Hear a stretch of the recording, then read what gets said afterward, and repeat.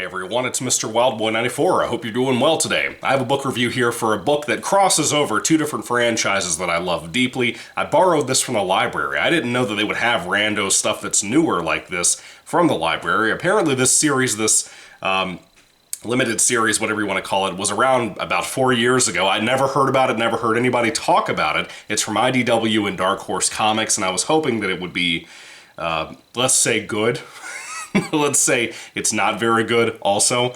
This is called Transformers vs. the Terminator. This is volume 1, and I assume the only volume that ever existed. I don't see anything on Goodreads or Amazon where I checked. This is called Enemy of My Enemy. Look at this amazing, badass cover. Optimus Prime's face is torn in half like the Terminator always has in movies, and then you have the Terminator skull in there. That's pretty rad, dude. I loved that, and I loved some of the extra bonus covers they added into the back of the book, too. This is about 105 pages, and it's written directly by two different authors, David Mariotti, I don't know, and John Barber. I've never heard of these guys as far as I know. They must be newer guys that have done smaller work that now got a big series like this. But you also have Alex Milne, who did the art. And the art is okay. It has its moments, I guess, but my biggest issue with this book, I would say, is not just the art, it's the tone of the storytelling. And it's also the combining of Transformers and the Terminator into one big story. I was really excited to see how that would go. I thought that could be a really cool opportunity to do something really, really badass. And I'm gonna tell you, this this book dropped the ball. It was bad. It was really, really rough, man. I don't read many modern American comics in recent years because they have a tendency to be a piece of shit most of the time. Let me tell you some things up front. This is not agenda-driven at all. There is no SJW politics or anything to it like I see in most comics, which usually turns me off. But let me tell you this. It is the type of book that is clearly written by people who are not, and I repeat, not hardcore fans like I am, of the two IPs they're trying to combine into one story here. I love the Transformers. I love the original cartoon, G1. I love the original movie starring Judd Nelson. I love that shit. It's great.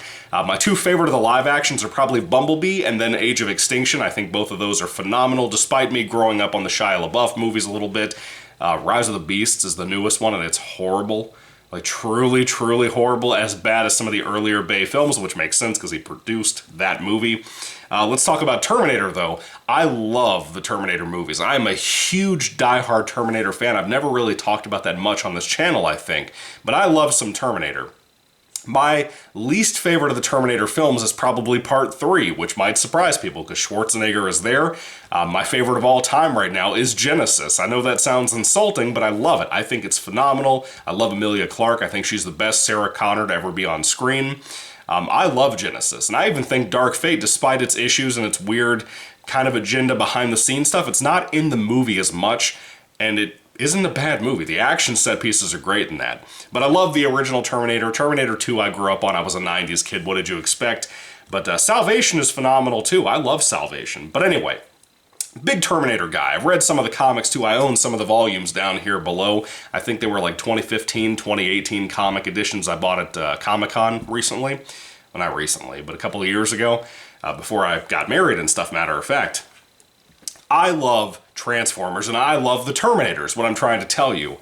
And what did they do to combine these, and why was it bad? Well, basically, we start off the book in the future, and there is nonsensically one of the Terminators that has the skin. He doesn't look like Schwarzenegger, but it's supposed to be a model like that, like a T-800 or whatever his model is. And it's supposed to be him on the run out in the field, and another Terminator robot without the skin comes up to him and says, "Identify yourself." And it turns out he is a robot. We didn't know that at first. But why was he running away, and why would this robot not be able to just link up with him, since Skynet is a system amongst all of these robots? It's not like they're individuals within the system. It's that they are all under Skynet, like Wi-Fi. You know what I mean? So why would it not just be able to look at him and say, "Hey, you're there"? Very weird thing that I'm not a fan of. But while he's about to get sent back in time to 1984 to go on a different mission instead of going after Sarah Connor, it's kind of a what if. What if Sarah Connor basically wasn't as important in this situation? Right when he's about to get sent back, the factory that Skynet builds their robots and their T-800 models and their new almost Transformer T-8000, I think is what the model is called in the back of the book. It's like a Transformer, like a Megatron Transformer, but it looks more like a manga Robo type of kaiju looking thing that has a Terminator skull for the face. It's pretty rad, to be honest with you. I wish we could have seen that in actual action, but we never did, which was irritating, as I said. But that main robot with the skin, the T-800 or whatever, gets sent back in time to 1984, like I said, so it does take place in the 80s, despite it never looking like that, never feeling like that at all. The tone of the story is all over the place. This robot, even without the skin, which, you know, is Terminator for the case, you know, it always has been, when he loses the skin, he's still talking. Remember back in the day, or even nowadays with the movies, when the Terminator loses his skin and stuff, he doesn't talk anymore. They have him making jokes and talking through most of this book and being the comedic relief. He is a living death machine. He is a cyborg monster, and he is terrifying in the movies. No matter which Terminator we're talking about, they're all scary, in my opinion. If you were put in a situation against that, you and I would not live fighting that thing. But when that factory, before he gets sent back in time, gets attacked, it gets attacked by Starscream and the Decepticons.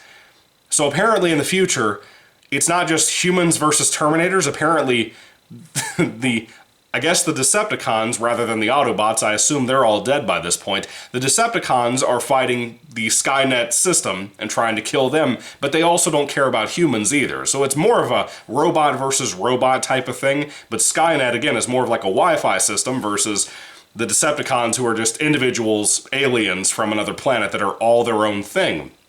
And they never play that up. They never talk about individuality versus community or anything like that. There's never any theme of that that's brought up in this 105-page book. It's only 4 issues. I understand they didn't have the time to do all that, but it wasn't good. It wasn't good. There was no interesting storytelling to this, and we never really find out much in a logical way, at least it didn't make sense to me, about why the Decepticons and Autobots would work themselves into the future to be able to fight the Terminator, but the Autobots have never heard of them, but the Decepticons have. All of this stuff taking place in the 1984 part of the storyline makes no sense at all. And then when that main robot, the Terminator T-800 whatever, gets sent back in time, he encounters Sarah Connor at her little diner from the original movie, and he beats up a trucker, takes his clothing, and takes Sarah Connor too, not because she's Sarah Connor, the mom of John Connor, but because she is somebody who knows the freeway well enough to get him to where he needs to go, to, I think it was Mount St. Helens, because there's a volcano about to erupt, which will kick off the event of the Transformers. And this, again, doesn't make any sense. Why does he have to go there on that day? Why didn't he just go a few days earlier, when he was sent back in time, to go after the Autobots, the Decepticons, any of the Transformers, Cybertronians as he calls them, whatever.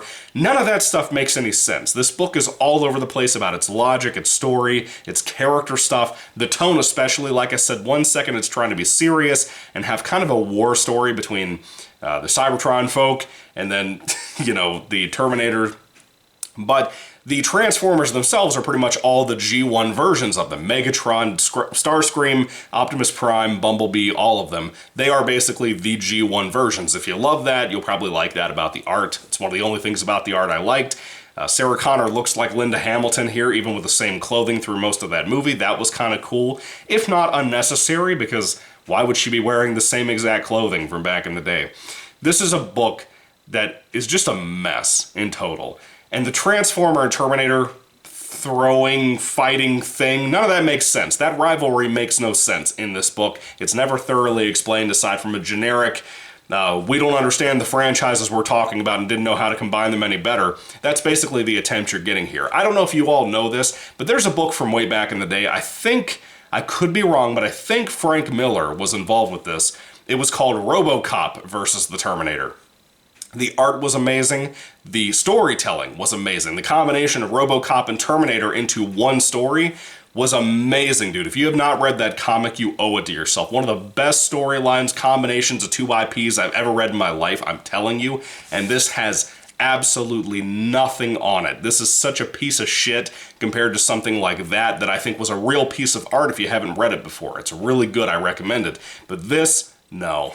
Everything about it's bad. The ending is obnoxiously bad. I sat through it because obviously it's short, but I also was hoping that by the end of the book they could do something really special with the Terminator or Transformers, and they do nothing like that. It's just so lame and weak and bad. Again, this is clearly created by people who are not hardcore fans. At least the writers aren't. I don't know about the artist, but they're clearly not hardcore fans of either of these IPs and knew a better way to combine them. They probably just got a project thrown on their desk and they just went with it. And I think it feels like it through the entire book. This is a mess. This is such a mess, and I'm really kind of bummed out about it because I was hoping for the best. It's the only book I borrowed recently from the library, so I was hoping that it would be good, but it is not, in fact, very good. If I had to rate Transformers versus the Terminator, Enemy of My Enemy, Volume 1, whatever you want to call this book, on a 5-star basis, I can't give it more than a 1 out of 5 stars. I just can't. It's bad. The art is not promising enough to keep it good, you know? It's bad. So don't check this out. Don't waste your time on it when you go to pick it up or anything. Don't even bother. It's not worth any of your time to read it, to pay for it, nothing. Nothing. Anyway, have you read it? What do you think about it? Let me know your thoughts and comments about the book down in the comment section down below. Again, if you read RoboCop versus Terminator, what did you think about that? That's a great read, dude. Phenomenal read, matter of fact. Check it out if you haven't seen it before. Or read it before. Whatever. Anyway, thank you all for watching, guys. God bless you all. Catch you later, and goodbye.